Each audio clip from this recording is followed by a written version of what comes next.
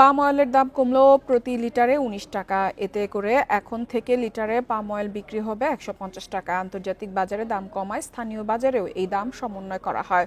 মঙ্গলবার বাণিজ্য মন্ত্রণালয়ে আয়োজিত এক সংবাদ সম্মেলনে পাম অয়েলের নতুন দাম ঘোষণা করেন বাণিজ্য সচিব Mahbubur Rahman. Trade and tariff commission ভোজ্য তেলের আন্তর্জাতিক ও স্থানীয় বাজারের সরবরাহ ও চাহিদা পর্যবেক্ষণ করে থাকে। বান্ডেল থাকলে প্রতি সেনমানিতে টাকা বাঁচবে। বিকাশ সেনমানি বান্ডেল কিনে জিতুন প্রতি লেনদেনে। সম্প্রতি আন্তর্জাতিক বাজারে পাম অয়েলের দাম নিম্নমুখী হওয়ায় কমিশনের সুপারিশে প্রতি লিটার খোলা পাম অয়েলের দাম ১৬৯ টাকা থেকে কমিয়ে ১৫০ টাকায় করা হয়েছে।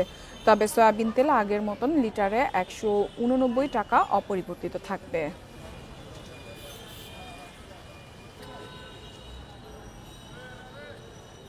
অতি সম্প্রতি পাম অয়েলের দামে আন্তর্জাতিক বাজারে কমেছে।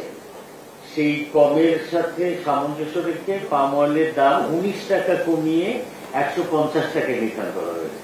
কিন্তু আন্তর্জাতিক বাজারে সয়াবিন এবং সয়াবিনের কাঁচামাল সিডিএসও এটার মূল্য অপরিবর্তিত থাকায় সয়াবিন তেলের দাম কমানো সম্ভব হয় নাই।